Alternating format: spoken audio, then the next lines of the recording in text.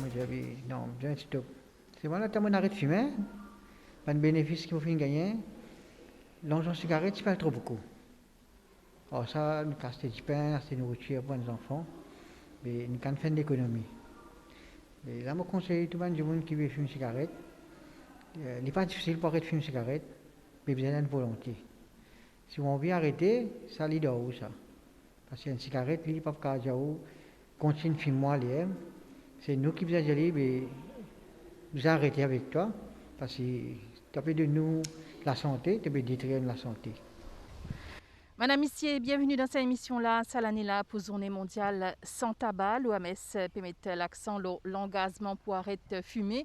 Consommation de tabac, il y a un risque pour gagner plusieurs maladies comme le cancer poumon et les autres maladies respiratoires. Dans le monde, il y a plus de 700 millions d'immunes qui ont envie d'arrêter de fumer, mais 30% et un encadrement qui besoin pour être autres.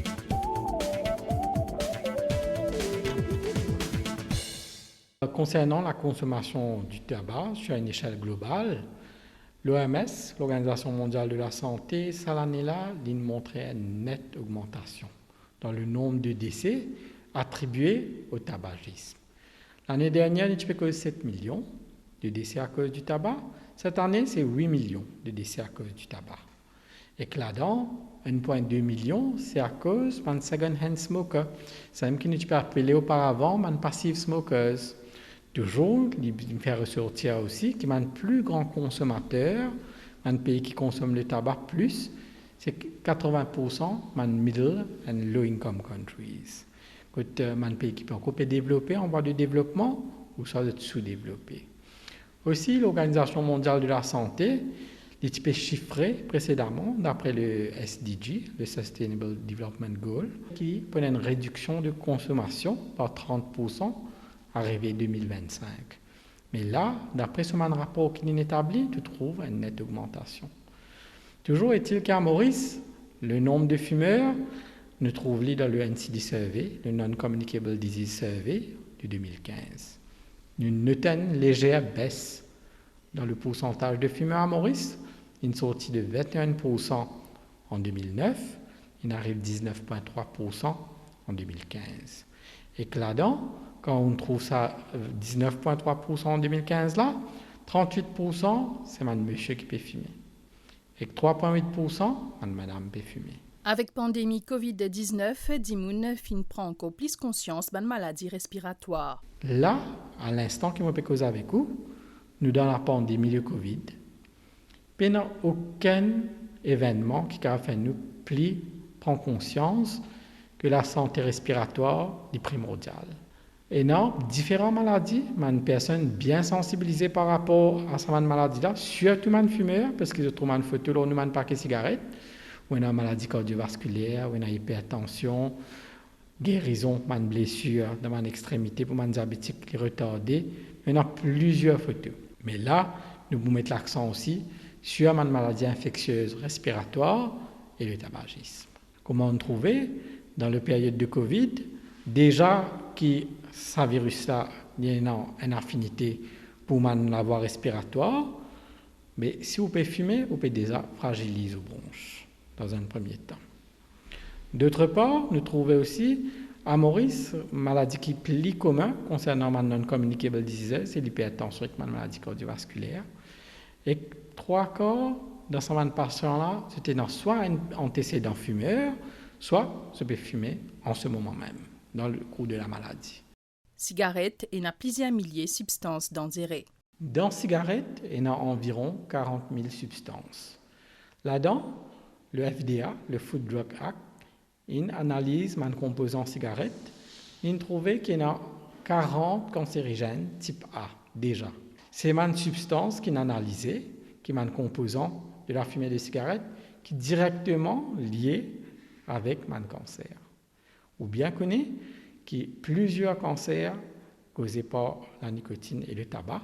Plus commun, c'est le cancer de la voie respiratoire, des bronches, du poumon.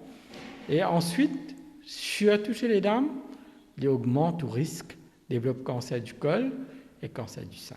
Par rapport à les autres composants cigarettes, nous avons la substance la plus addictive, c'est la nicotine. Aussitôt qu'une personne prend ce premier puff de cigarette, dans 30 secondes, la nicotine finit dans ce du sang, il y a dans ce cerveau. Et que là, il commence à mettre en place un mécanisme d'addiction que du monde là, à chaque fois, il commence à rôder sa nicotine. Là. Deuxième composant, c'est le tort. Tout le temps, quand on peut expliquer à une personne c'est quoi le tort, c'est tout simplement le coltard qui met le chemin. C'est-à-dire, vous imaginez, si vous pouvez commencer à inhaler la fumée cigarette là, comment dire, vous pouvez mettre le coltard dans la voie respiratoire. Il est déjà très dangereux et qu'aussi, il fait une couche dans la paroi respiratoire de façon qu'on trouve un fumeur, tous les matins, il y en a tous deux fumeurs. Ça veut dire très grasse, avec flamme, etc. Et qu'il a tendance à cracher beaucoup le matin. Troisième élément qui est dans la fumée cigarette, c'est un gaz toxique, carbone monoxyde, carbone dioxyde. Et là, toujours est-il que nous gagnons ce gaz dans les autres substances de pollution que vous trouvez, les exhaust fumes, etc. Mais là, la personne plus en contact quand il inhale cette substance de cigarette là. Il arrive à l'âge de 23 ans, il continue de fumer. Il arrive à mourir. Madame, tout le temps, découragement, je ne pas besoin de fumer parce qu'il n'est pas bon pour la santé. Je me réalisé que vraiment, la cigarette n'est pas bon parce que tu commences, quand au travail, ou sont un peu faible, tu ne peux pas respirer bien, tu ne peux pas avoir un bon appétit manger. Et quand tu es causé avec du monde, ou la bouche sentie, ou sentie ou honte. Mais là, nous réalisé que la cigarette vraiment n'est pas bon. Là, nous avons un collègue, une fumée, il a un problème respiratoire, il est malade, il est décédé avec la cigarette. Généralement, une personne, quand elle peut fumer, un composant cigarette, il vient en contact avec son voie respiratoire, il fragilise son voie respiratoire, il rend sa paroi là très irritée, c'est même que vous trouvez un tout de fumeur, et aussi vous trouvez que la personne il a une tendance, pénance à l'odorat, qui tient quand il est parti pour fumer, cela petit coupé. Nous connaissons que les cigarettes parfois agissent comme une coupe-fin, qui n'est pas le cas, il est juste où l'odorat est diminué. Par rapport à ça, il y a plusieurs maladies respiratoires qui sont causées par le tabac. Dans un premier temps, il commence à affecter le fonctionnement aux bronches, il commence à faire aux bronches ce tissu abîmé, à cause d'insulté par une substance qui est toxique là. Nous trouvons un patient qui développe une maladie comme emphysème. Emphysème, c'est quoi? C'est une maladie que tu trouves sur un alvéole, peut devenir plus gros. Elle a tendance à devenir plus gros et que sa capacité respiratoire devient moins. Dans un deuxième temps, nous trouvons un fumeur qui peut servir la pompe. Il y a une mauvaise notion à Maurice qui veut dire ou fumer, mais aussi servir la pompe ou asthmatique. Ce n'est pas le cas. Il y a toute une entité médicale qui regroupe sa maladie qui ou fumer après ou servir la pompe là. On appelle ça chronic obstructive pulmonary disease. C'est quoi? On a la voie respiratoire de diamètre devient moins et qu'autant de sa patient là, quand il peut gagner une crise aiguë de chronic obstructive pulmonary disease, on trouve ce bronche peut siffler pareil comme un asthmatique. Dans un troisième temps, nous vous trouvez que cette personne-là, s'il peut continuer de fumer, il peut persister à fumer, une maladie inflammatoire de changer avec le temps, malheureusement, devient une maladie cancéreuse, que tu peux développer une lésion dans une paroi respiratoire ou même dans les bronches. Pour une maladie cardiovasculaire, comme on nous connaît, la cigarette avec son gaz toxique et son nicotine, il commence à abîmer une paroi, un sanguin, un vaisseau sanguin, comme l'artère à la veine.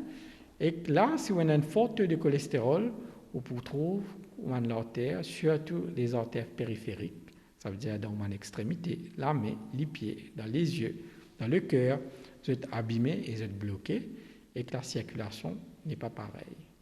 Quand la circulation n'est pas pareille, cicatrisation avec oxygénation dans ce organe-là est beaucoup moins.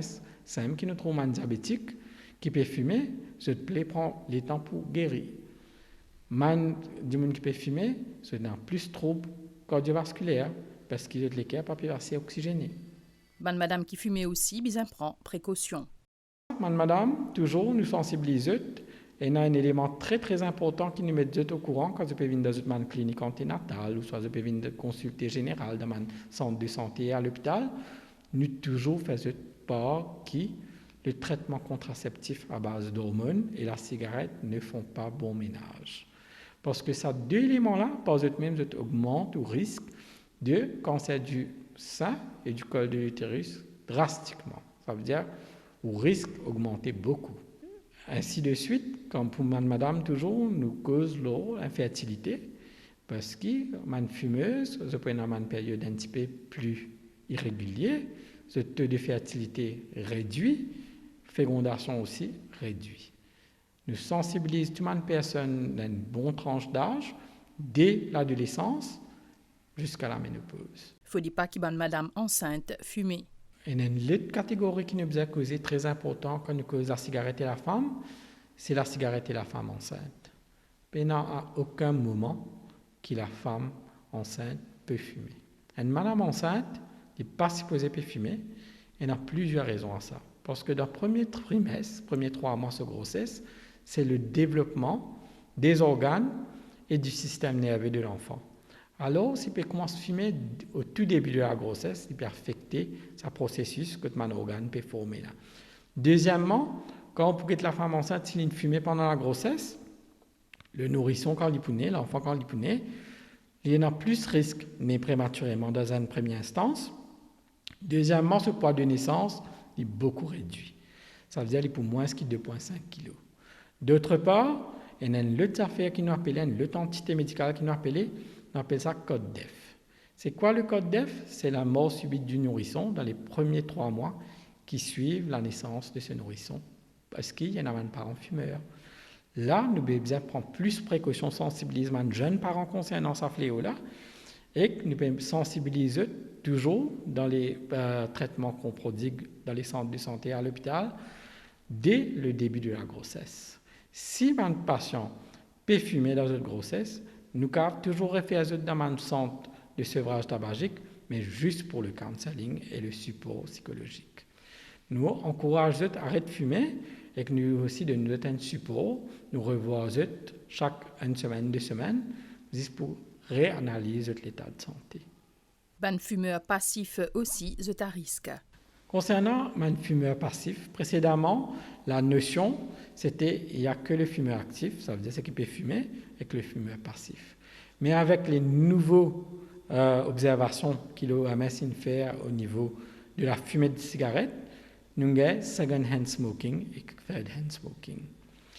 Second-hand smoking, c'est quand on assiste tout de suite à côté d'un fumeur, on peut respirer ça un composant toxique dans la fumée de cigarette là, ou peut affecter à 60%. Comparé avec un joint qui fumait, on peut affecter 60% par ce gaz toxique là. Maintenant, si une personne fumait dans la chambre, par exemple, il quitte la chambre, il allait, une autre personne rentre dans la chambre par la suite, il appelle un third-hand smoker. C'est quoi un third-hand smoker? Une personne qui peut affecter à 40% ce gaz toxique qui est dans la fumée cigarette là. Nous finissons, en temps normal, quand on trouve un fumeur, nous finissons connaître que cette personne-là une fumée, parce que tout ce composant qui est dans la fumée cigarette là, il dépose un petit peu partout, au sous-vêtement, au meuble, au sofa, au fauteuil, dans cet environnement. Mais là, nous pouvons trouver qu'il n'y a pas nécessairement qu'il y a à côté un fumeur qui est un fumeur passif, mais il y a aussi qu'il y a un fumeur qui quitte la chambre, un endroit, et qu'on rentre dans la chambre par la suite, ou aussi exposé à un certain degré.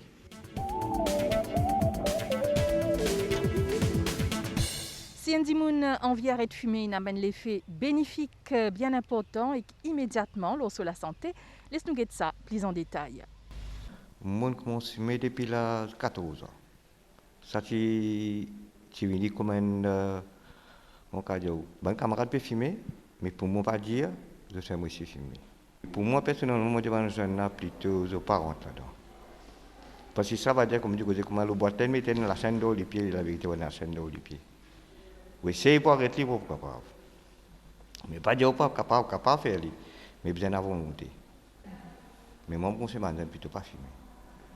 Parce que ça, un litre où l'argent allait, où l'argent fini. Parce que la cigarette, c'est pas bon. puis pas bon du tout. Un des détails pour la santé et des gemmes, ils peuvent se manger. Tous les patients qui peuvent venir dans une clinique de sevrage tabagique, la première question qu'ils se demandent nous, c'est qui m'a bien fait. Qui peut arriver quand je t'arrête de fumer. La première réponse qu'ils me donnent, ils me disent de l'argent pour rester, bien sûr. Mais en plus de cela, il y a un bienfait de la santé. Déjà, dans 2 jours, si vous ne fumez pas, tout le gaz toxique et la nicotine quitte tous les corps. Ça veut dire que dans 48 heures, vous ne fumez pas, tout ça, une substance quitte tous les corps. Après 6 mois, le rythme cardiaque, le rythme respiratoire, il commence à améliorer. Même les efforts que tu peux prendre pour monter l'escalier, vous trouvez, vous pas besoin d'autant d'efforts, au moins essoufflé. Après 1 an de ne pas avoir fumé, le risque de développement de maladies cardiovasculaires est pratiquement la moitié un fumeur. Après 5 ans d'avoir arrêté de fumer, le risque de développement de maladies cardiovasculaires, comme les autres maladies liées à la cigarette, est pratiquement pareil comme un des gens qui ne fument pas. Après 10 ans, si vous ne fumez pas, vous n'avez aucune trace que vous ne fumez précédemment. Ça veut dire que tout le monde risque de maladie revient normale et que la santé aussi revient normale. Quel traitement est pour les fumeurs? Concernant les traitements, le tabagisme à Maurice, très heureusement, il y a un traitement que le ministère de la Santé peut préconiser pour les fumeurs.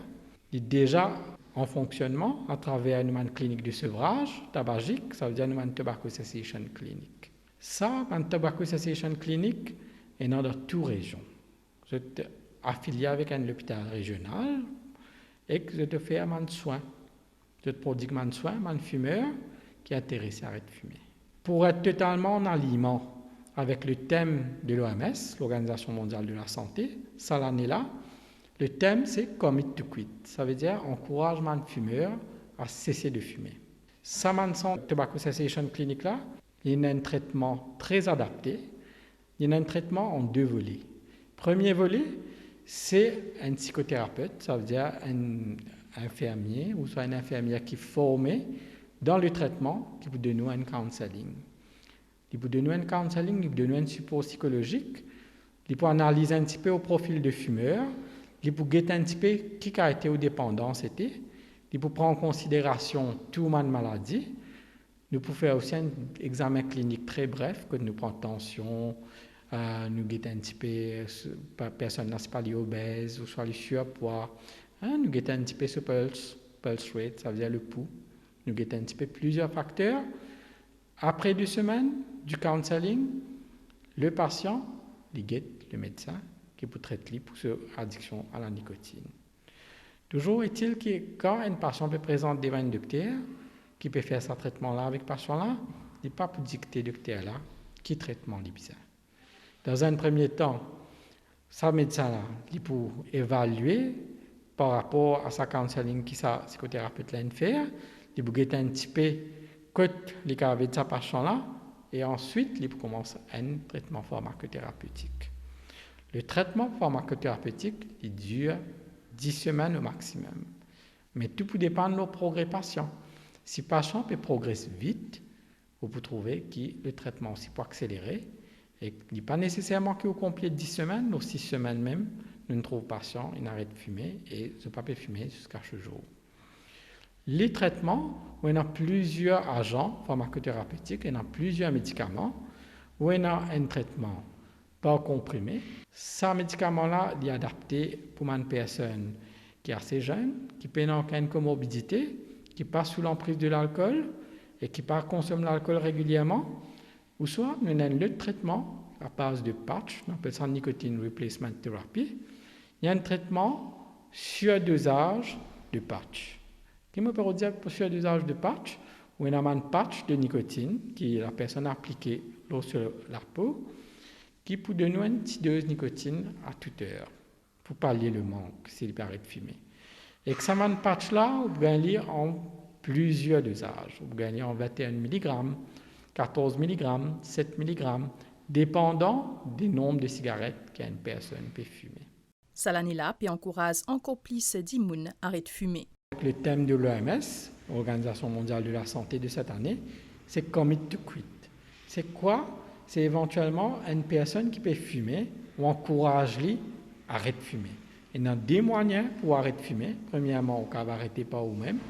Une méthode qui nous appelle cold turkey, qui est 90% efficace. Ça veut dire que la personne a une très bonne volonté, il a envie d'arrêter par lui-même et qu'il a arrêté d'un coup sec, d'un coup bref. Dans un deuxième volet, nous proposons un service côté dans le sevrage tabagique. Ça veut dire qu'on encourage les patients venir dans une clinique de sevrage tabagique, une tobacco cessation clinique, un walk-in clinic, ça veut dire où aller, avec une carte d'identité ou enregistré ou là-bas, et que nous commençons le traitement. Là, toujours, une personne qui peut envie d'arrêter de fumer, il y a plusieurs exercices qu'il nous fait au niveau de la tobacco cessation clinique. Je vais donner un exemple. En premier lieu, nous faisons personne là calcule combien l'argent il peut dépenser leur cigarette, combien de pourcentage ce salaire mensuel. Là, il prend une vraie prise de conscience et trouver combien il peut dépenser dans un premier temps. Deuxièmement, nous sensibilisons ces patients-là à travers le Smoker's Body. Le Smoker's Body, c'est un outil de l'OMS, toujours, Organisation mondiale de la santé, qui montrait plusieurs maladies sur le même poster. Nous montrer le fumeur qui a une maladie qu'il a contractée et que ça, l'effet visuel là, il est très très important. Beaucoup de fumeurs commencent à trouver le Smoker's Body, je n'ai pas envie même de sa photo là, se commence des goûts de cigarette.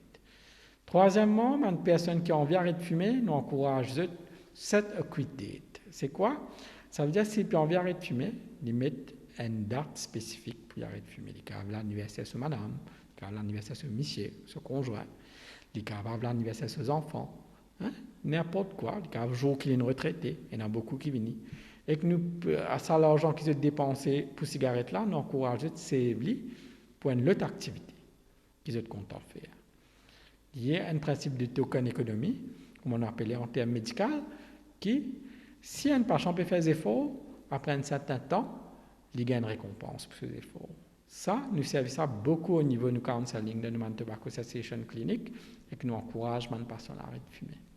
Au sein du ministère de la Santé, chaque année, quand nous commémorons un petit peu le World Tobacco Day, le 31 mai, nous faisons une nouvelle approche pour nous réciter tous les fumeurs qui sont actuellement à Maurice. Cette année, en première instance, nous pouvons revoir le Public Health Act 2008, nous pouvons revoir la législation, nous pouvons regarder la loi, de sorte que l'accès à un mineur est beaucoup moins. Deuxièmement, un fumeur, je n'ai pas le droit de fumer n'importe que de ça. Et troisièmement, nous pouvons revoir un taxation policies, un point de vente, une licence de vente, nous pouvons revoir tout ça là avec le Public Health Inspectorate. Pour les fumeurs qui éventuellement sont envie d'arrêter de fumer, nous avons dans nos plans ouverture un nouveau tobacco cessation clinique pour le district de Rivière-Noire. Là, nous pouvons décentraliser un petit peu nos services parce que les patients n'ont pas besoin de déplacer, sortir dans le district de Rivière-Noire pour venir à l'hôpital Victoria pour un traitement, ce qui a gagné un traitement tout près de chez eux. Voilà, une émission finie ici. Nous finissons cause la consommation de tabac et aussi l'avantage arrête de fumer. Merci pour l'attention. À la semaine prochaine pour une autre émission.